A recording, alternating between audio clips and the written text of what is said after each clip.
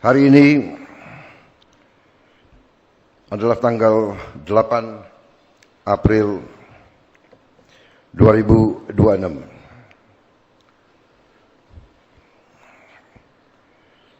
Saya kumpulkan para menteri, para kepala badan, dan pejabat-pejabat dari cabang eksekutif, termasuk di sini seluruh eselon 1 kementerian, lembaga, dan juga dirut-dirut BUMN.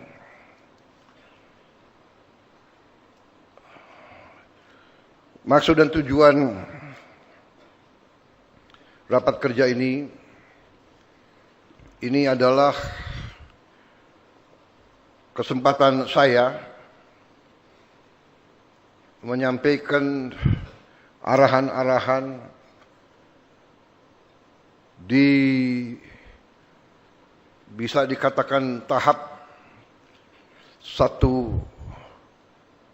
tahun lebih kita menjalankan mandat kita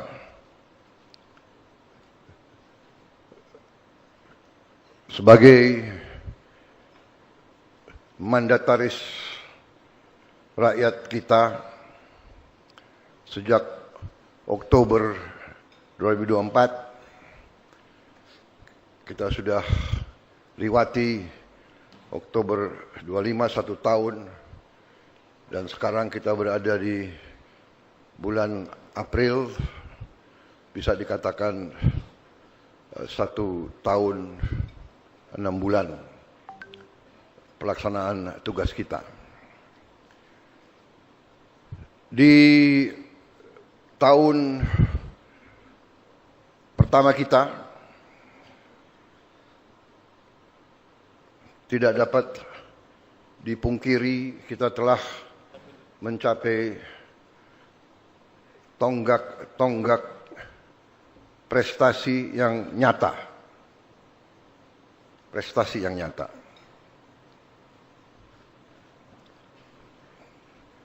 Di tengah prestasi yang nyata ini, kita menghadapi keadaan dunia yang penuh dengan ketidakpastian,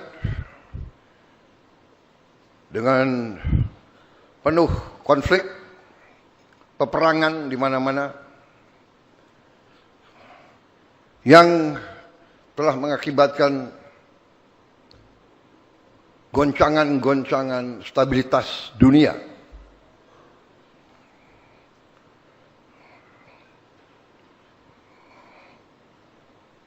Alhamdulillah, pemerintah kita, di mana saudara-saudara adalah bagian dari pemerintah yang saya pimpin, sudah 1,5 tahun. Alhamdulillah, kita dapat mengendalikan arah perkembangan, arah bernegara bangsa kita. Kita dapat navigasi melalui hal-hal yang berbahaya, tapi 1,5 tahun ini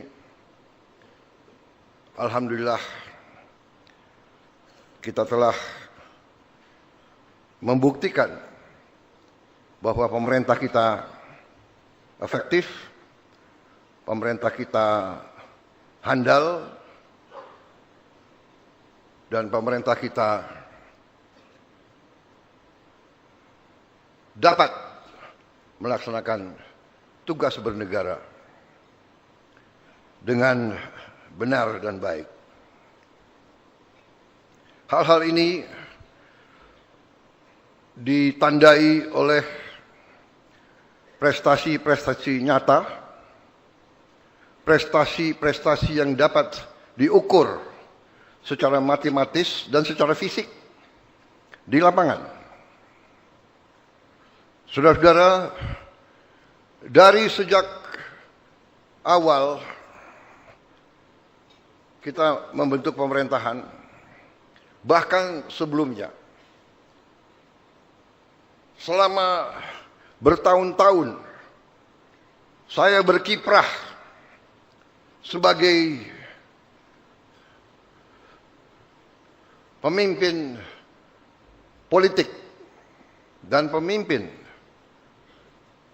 dan pelaku ekonomi bertahun-tahun.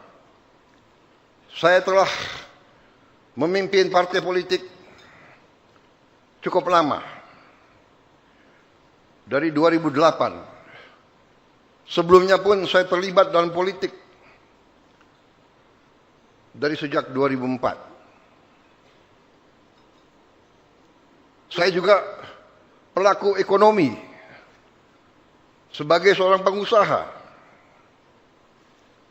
Dan saya juga sebagai mantan prajurit. Saya juga sebagai mantan panglima. Saya juga sebagai mantan jenderal Tentara Nasional Indonesia. Dalam sekian tahun, saya telah meyakini dan saya telah menyebarluaskan hal-hal pokok yang saya yakini adalah dasar keselamatan bangsa. Saudara-saudara sekalian, dan ini dibenarkan oleh PBB,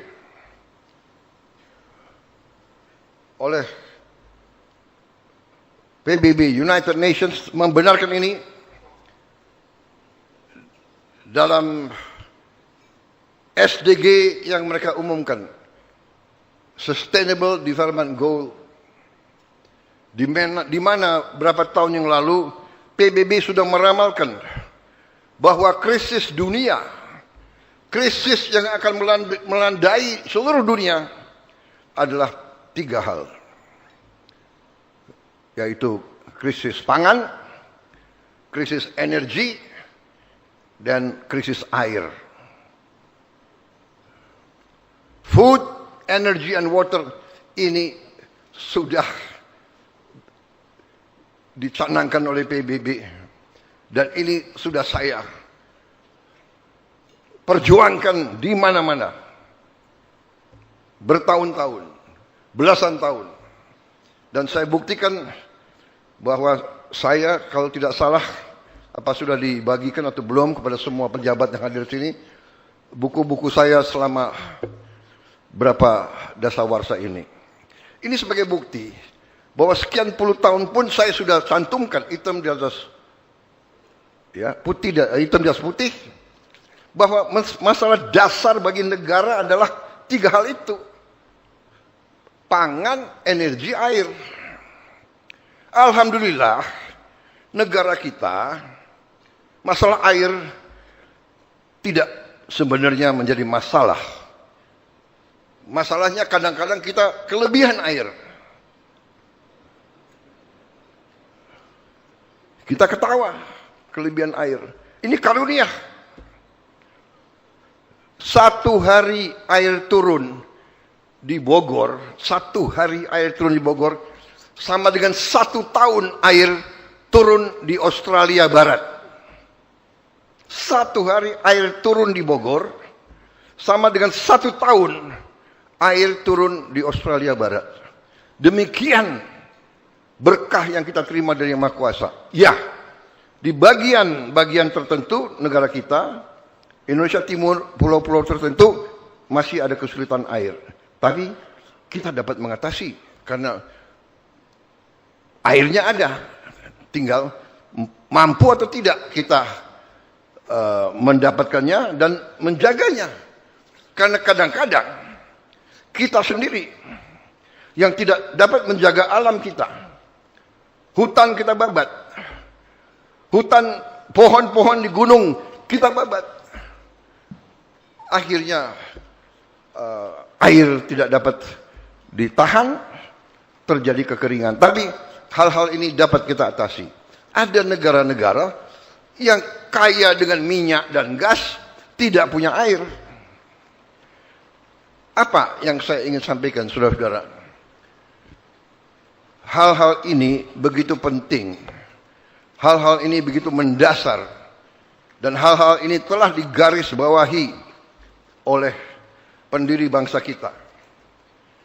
Ya, dalam Undang-Undang Dasar 1945 jelas-jelas disampaikan ya, bahwa bumi dan air dan semua kekayaan yang terkandung itu harus dikuasai negara, karena begitu menentukan kehidupan bangsa.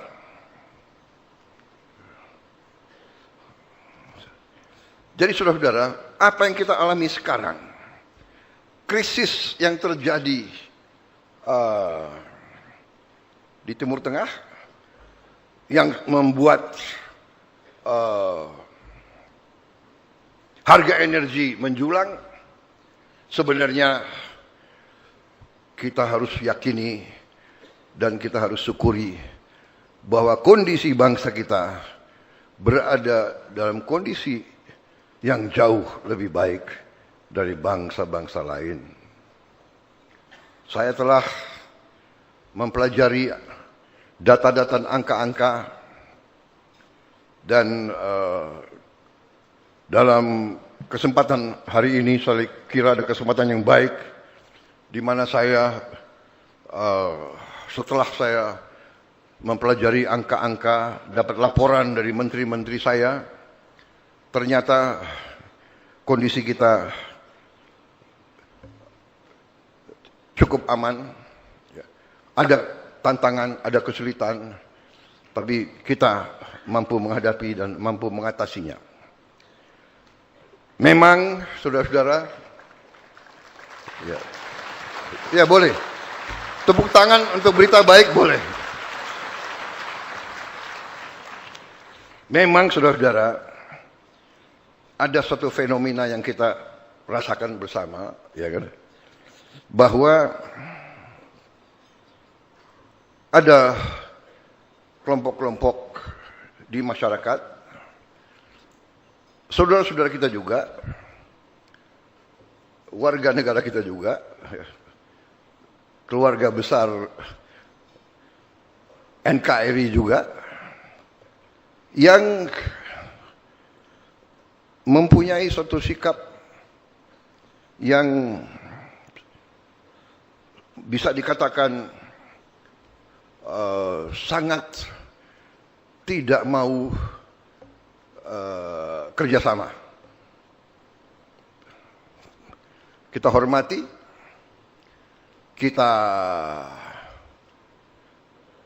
tidak ada masalah.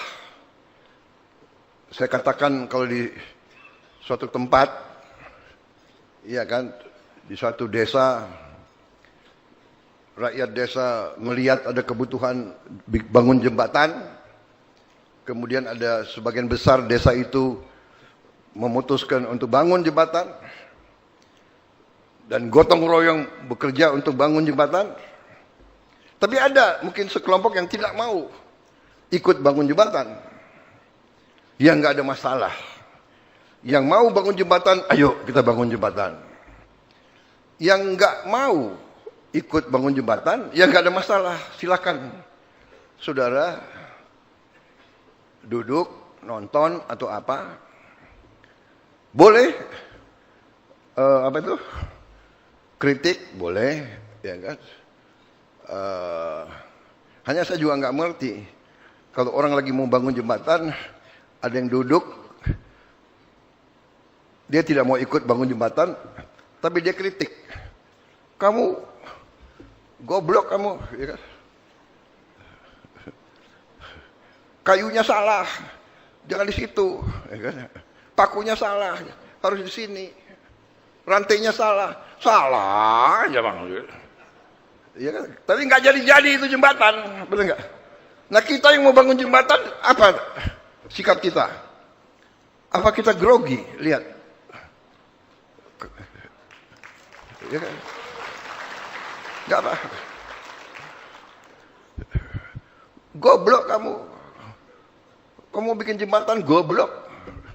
Ya, saya goblok tapi rakyat ini desa minta jembatan, saya bangun jembatan untuk rakyat kita. Jadi saudara-saudara, ini fenomena, tapi ini ada di banyak negara.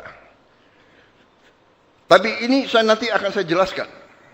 Fenomena ini memang bukan 1-2 tahun, sudah ratusan tahun. Bahwa waktu kita diganggu, dijajah bangsa asing, selalu ada saudara-saudara kita dari bangsa kita sendiri yang juga mempermudah bangsa asing itu menjajah kita, merampok kekayaan kita, membuat kita budak. Itu saudara kita juga. Jadi ini bukan fenomena baru. Ini biasa. Bibit-bibit dengki, iri, syirik itu bagian dari manusia. Ya. Kebencian, dendam, sakit hati, ini bagian, dan memang ada itu ada. Jadi kita tidak boleh istilahnya kaget.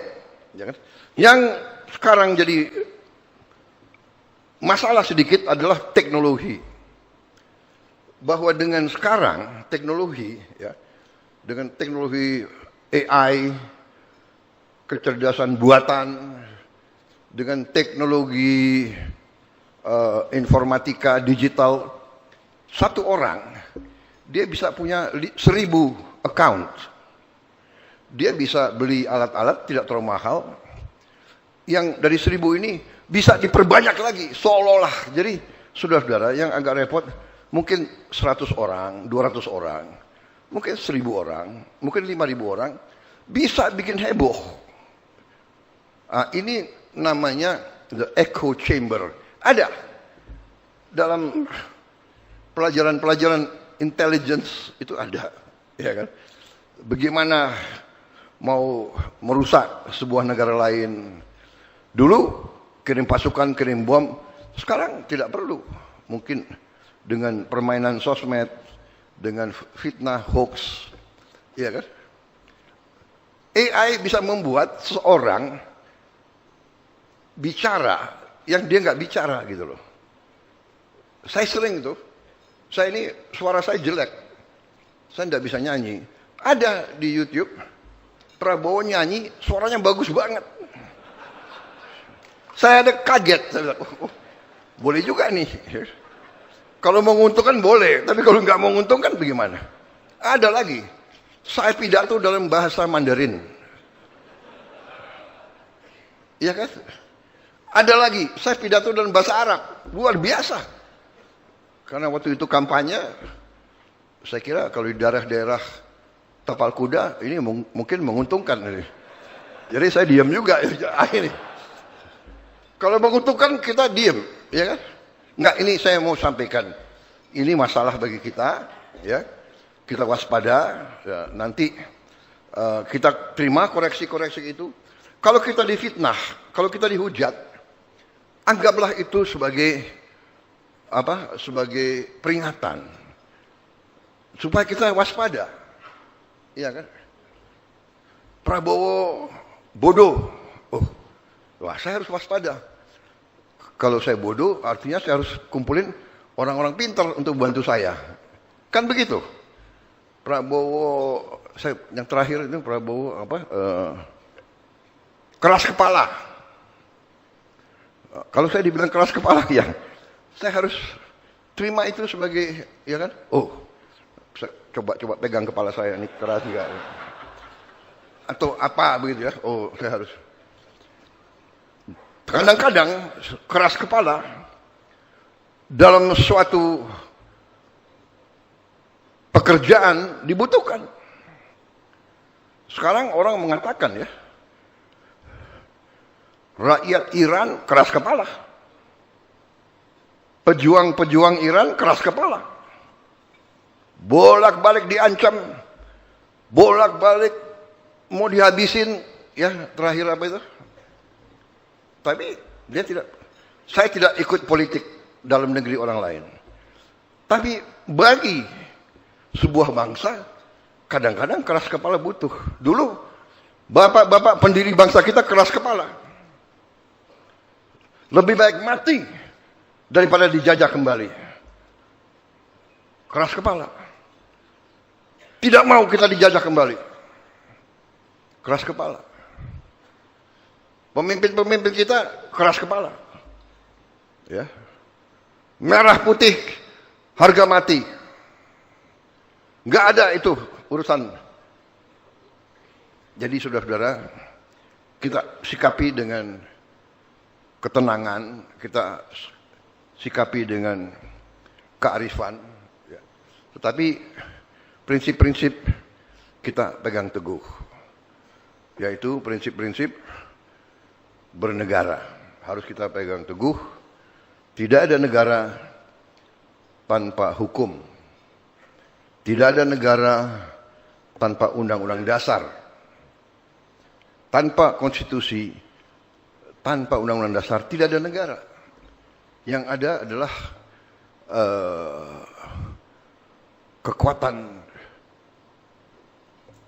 kekuatan rimba, hukum rimba,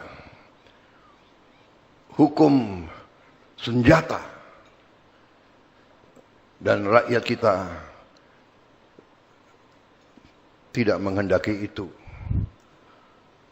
Semua unsur yang bertanggung jawab, yang arif, harus bekerja keras, harus berjuang untuk menegakkan hukum konstitusi. Hukum berdasarkan kesepakatan. Hukum berdasarkan konsensus. Konsensus itu adalah kesepakatan. Kesepakatan kita yang besar, kesepakatan kita yang cemerlang adalah 2 kali dalam sejarah. 1928, ya, Sumpah Pemuda, satu nusa, satu bangsa, satu bahasa. Konsensus besar. Kita tidak mau dipecah-pecah di kotak-kotak. Yong Yafa, Yong Ambon, kita satu bangsa, bangsa Indonesia. Ya. Satu nusa, satu bahasa, bahasa Indonesia. Konsensus besar. Kita tidak memilih bahasa mayoritas. Kalau prinsip demokrasi di mana-mana dikatakan rule of the majority. Bisa saja dulu bangsa Jawa atau suku Jawa yang paling banyak, oh, saya mayoritas. Kami ngotot, kami mau bahasa Jawa jadi bahasa kebangsaan. Pemimpin-pemimpin kita begitu arif. Bung Karno, orang Jawa. Tidak. Pemimpin, Profesor Supomo, orang Jawa, tidak. Ya, tokoh-tokoh kita dulu begitu besar pemikirannya. Kita pilih bahasa sebuah suku yang sangat kecil di Sumatera, ya, dari Riau, daerah situlah, bahasa Melayu jadi bahasa kebangsaan. Dan rakyat mayoritas menerima. Kita sekarang punya bahasa persatuan. Dari Sabang sampai Merauke, di mana-mana berbahasa Indonesia. Dan bahasa Indonesia pun sekarang sudah diterima di PBB. Kalau tidak salah tahun lalu, bahasa kita sudah resmi menjadi bahasa yang diakui PBB sebagai bahasa UNESCO.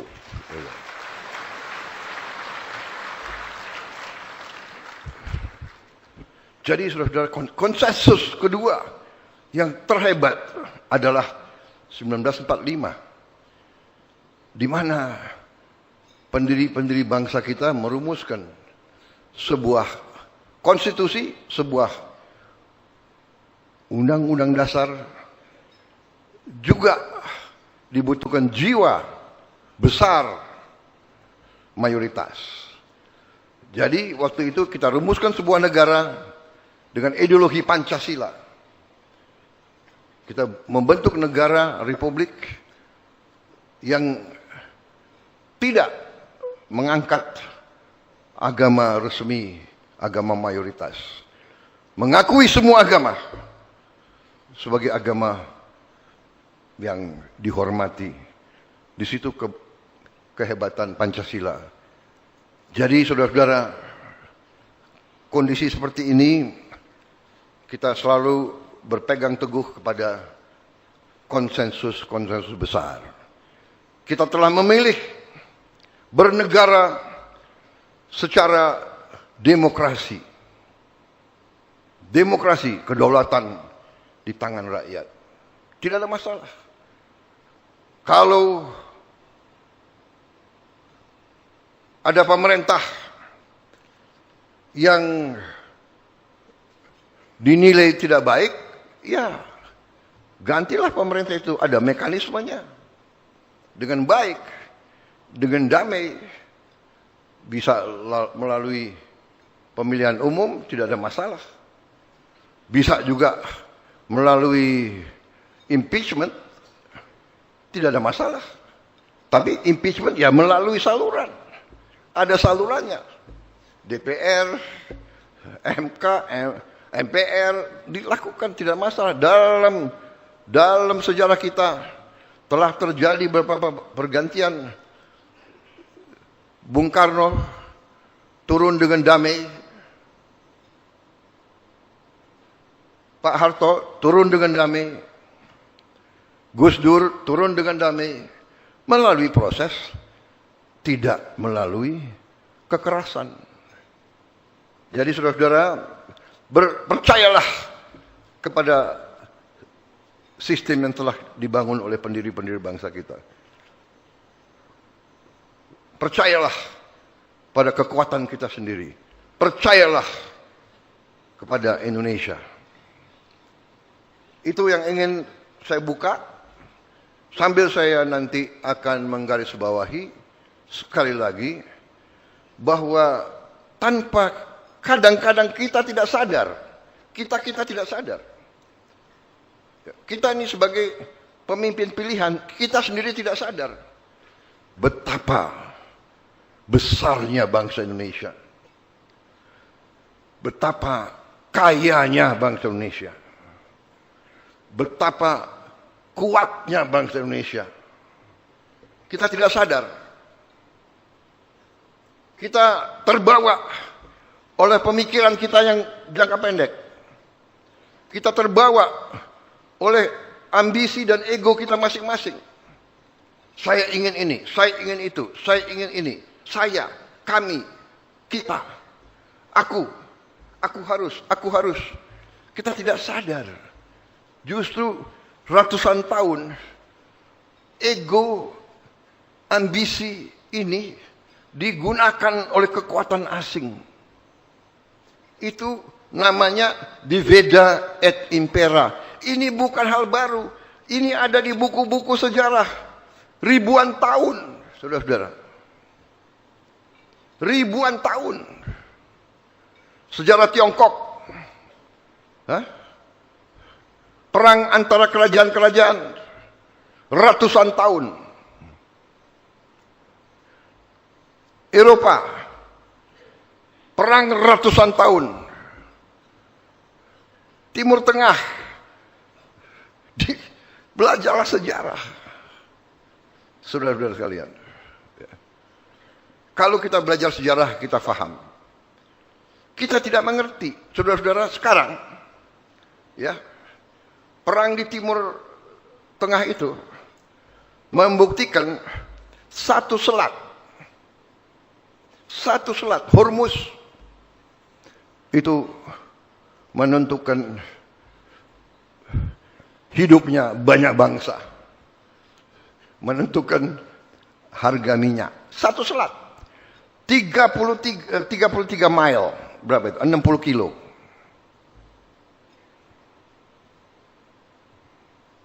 Yang sekarang di kuncinya Hormuz itu dipegang oleh satu negara. Tapi sadarkah kita bahwa 70% kebutuhan energinya Asia Timur, 70% energi dan 70% perdagangan lewat laut Indonesia. Sadarkah kita bahwa Selat Melaka, Selat Sunda, Selat Makassar dan sebagainya itu laut Indonesia? Sadarkah kita betapa pentingnya Indonesia? Sadarkah kita betapa kuncinya Indonesia?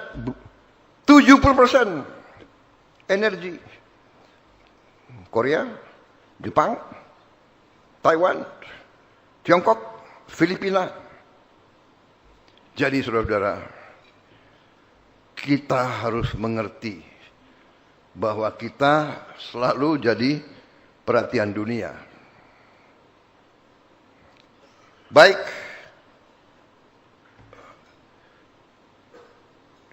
maksud dan tujuan saya pengarahan ini adalah karena pentingnya peran kita, makanya kita juga harus memimpin bangsa ini, mengendalikan bangsa ini dengan baik, dengan tepat, dan dengan handal. Saudara-saudara sekalian, beberapa hari yang lalu, melalui rapat-rapat menghadapi kondisi global yang penuh krisis, yang mengakibatkan suplai energi menjadi masalah. Ternyata kita setelah mengkaji, kita punya kekuatan ekonomi yang cukup kuat. Nanti saya minta beberapa menteri untuk memaparkan singkat, ya, untuk kita mengerti posisi kita dari semua KL, semua. Dan setelah paparan itu tentang kondisi kita, sebagian langkah-langkah sudah kita umumkan, ya, sebagian langkah-langkah untuk kita kendalikan konsumsi daripada bahan bakar untuk jangka pendek ini. Jangka pendek yang saya anggap kritis adalah 1 tahun ke depan ini, 12 bulan ke depan. Sesudah 12 bulan kita akan menjadi sangat kuat.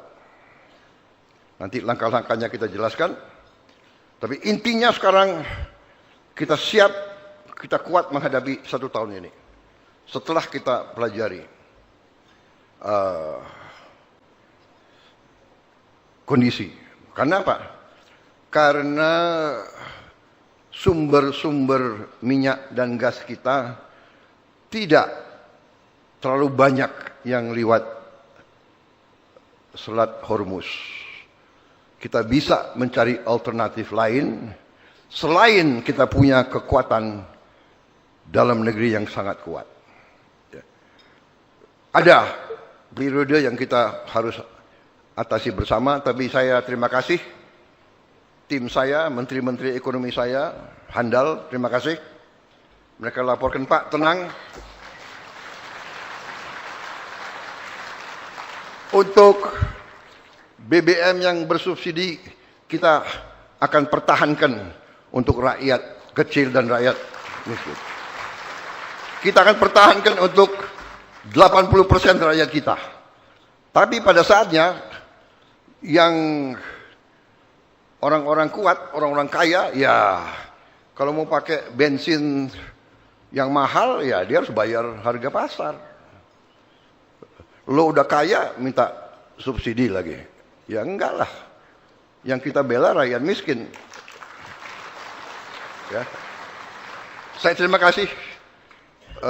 Dan ini hanya periode tertentu, dan ini juga benar, ini juga baik. Kita tidak boleh jadi bangsa yang terlalu santai. Mari kita koreksi diri kita, ya. Bangsa kita terlalu banyak diberikan oleh Yang Maha Kuasa.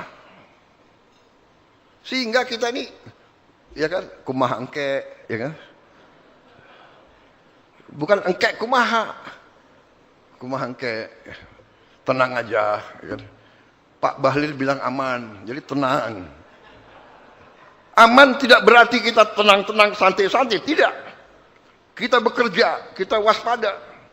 Saudara-saudara, krisis ini bagi saya adalah sebuah peluang.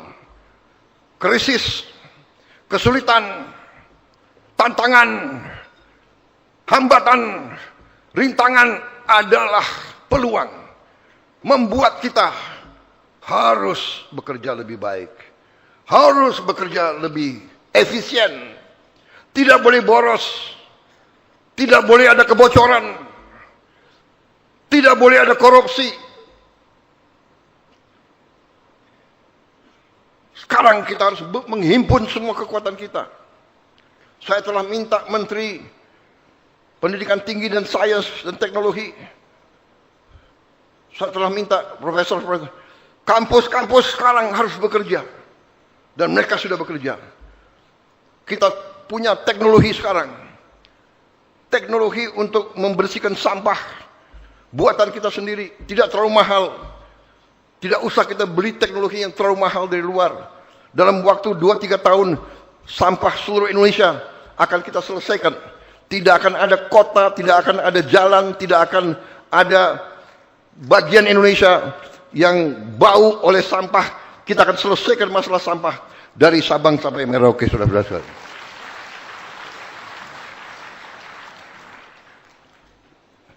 Ini, saudara-saudara, kita sudah punya rencana, kita punya strategi, hitam di atas putih, tapi krisis dunia ini bagi saya adalah peluang. Ini mempercepat kita. Ini bikin kita fokus.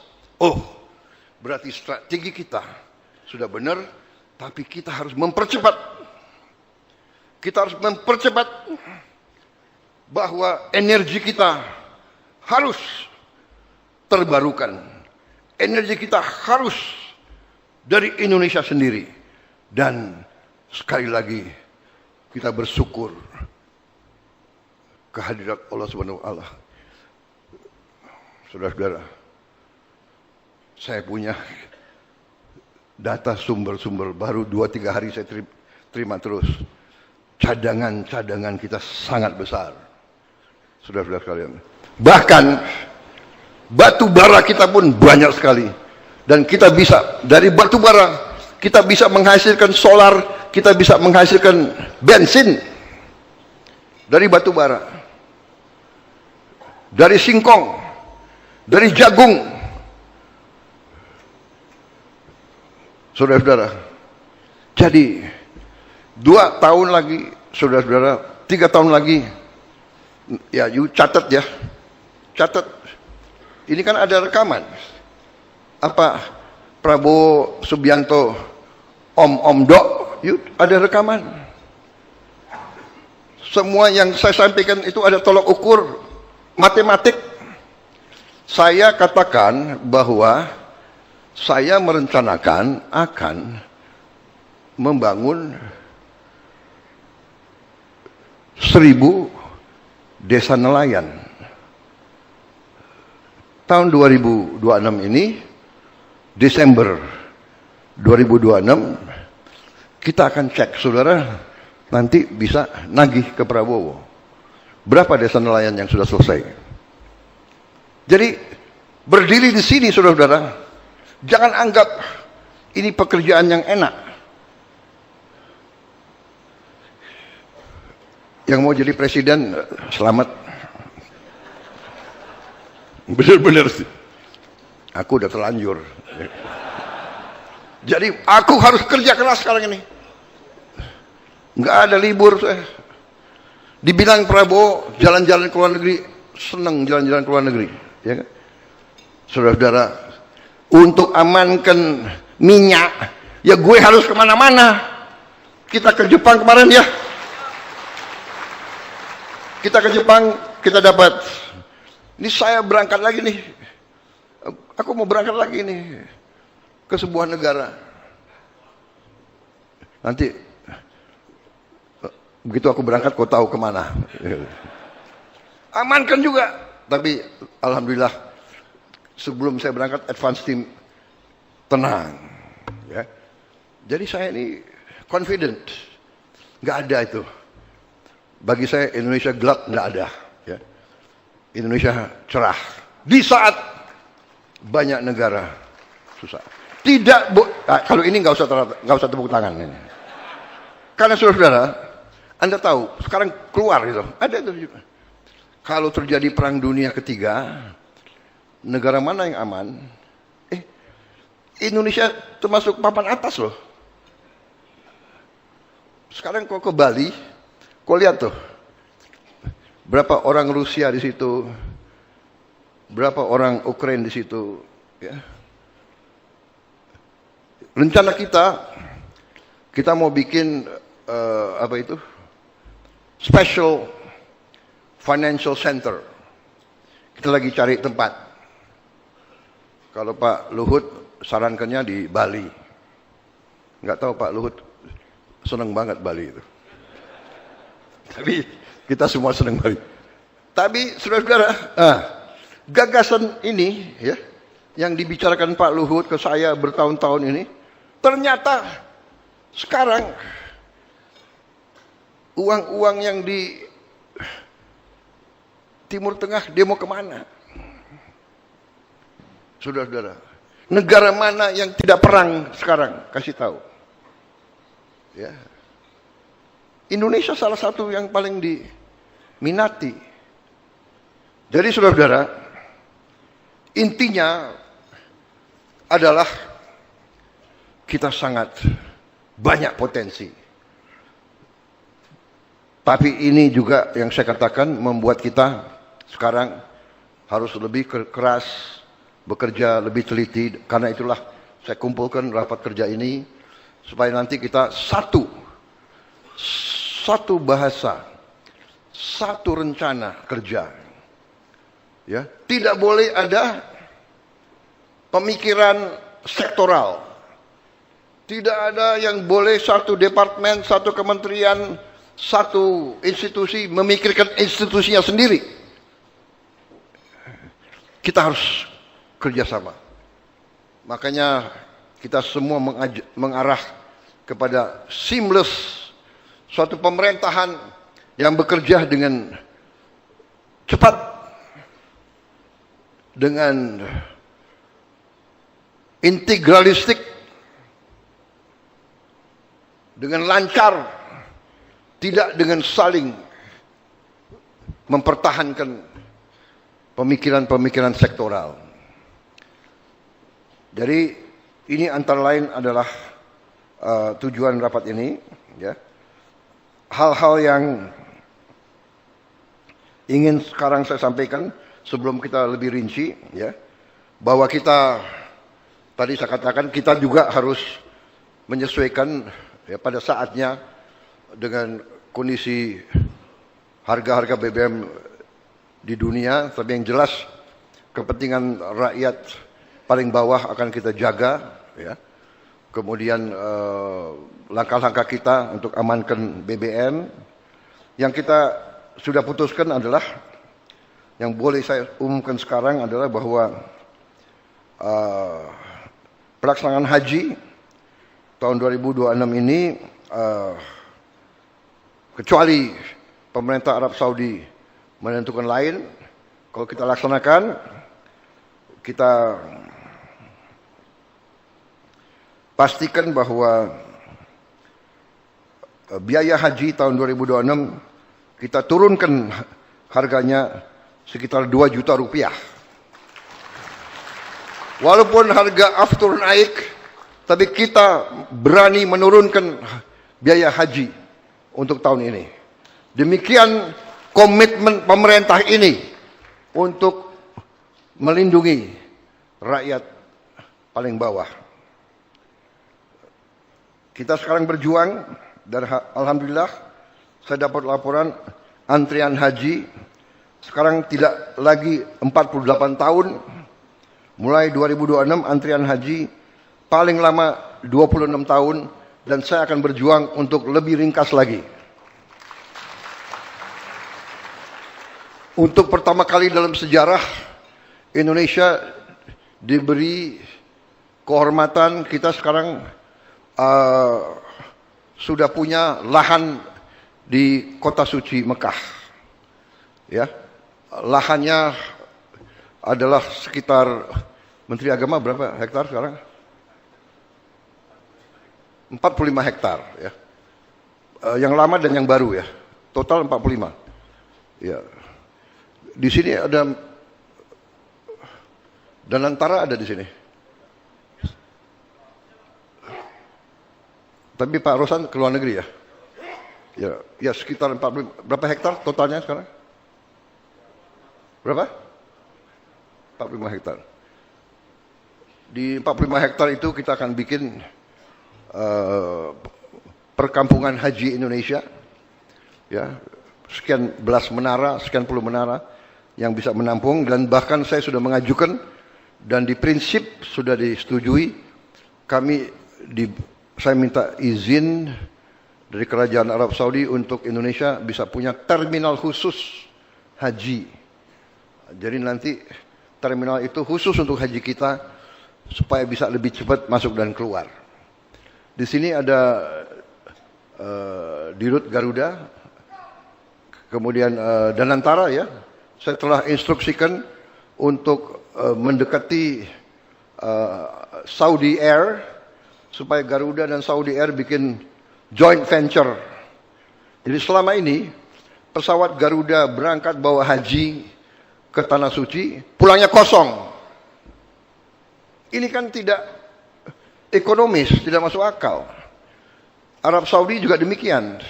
Dia mengembalikan haji kita ke Indonesia, kembalinya kosong. Saya mengatakan, kenapa nggak kerjasama? Bikin satu anak perusahaan, 50% Arab Saudi, 50% Indonesia.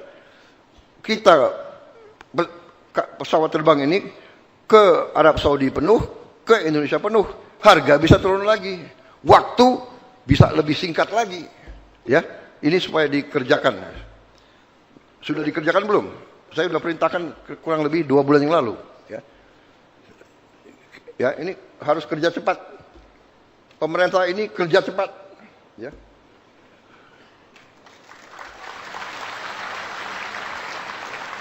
Nanti Dirut Garuda menghadap saya. Ya. Tambah botak dia kepalanya. Saudara-saudara, saya juga telah memerintahkan Menteri ESDM.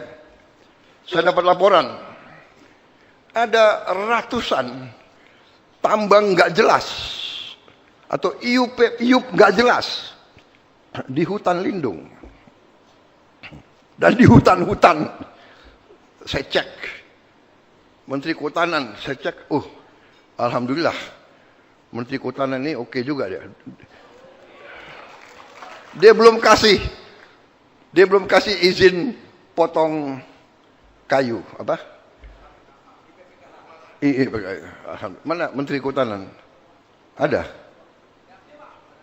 Oh, kau ya Menteri Kehutanan?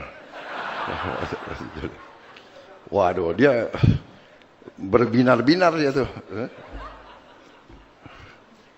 Saya nggak tanya partai apa kau. Jadi ini ada sekian ratus Menteri SDM, segera evaluasi. Ya. Kalau nggak jelas, cabut semua itu IUP, ya. Cabut semua itu. Kita sudah nggak ada waktu untuk terlalu kasihan, nggak ada kasihan sekarang, ya. Kita hanya membela kepentingan nasional dan kepentingan rakyat. Kepentingan kawan, kepentingan konco, kepentingan keluarga, kepentingan kelompok itu nomor berapa? Ya, evaluasi segera. Berapa hari? Laporan kembali ke saya. 2 minggu. Enak aja 2 minggu. Enggak. 1 minggu. Ya. Kita cabut semua iup. Ya. Prinsip-prinsip yang enggak beres kita cabut. Harus di tangan negara. Dan kita bisa nanti memperkuat institusi-institusi kita. Lembaga-lembaga kita. Saudara-saudara, saya kira itu sementara ya tahap pertama dan dengan demikian saya ucapkan terima kasih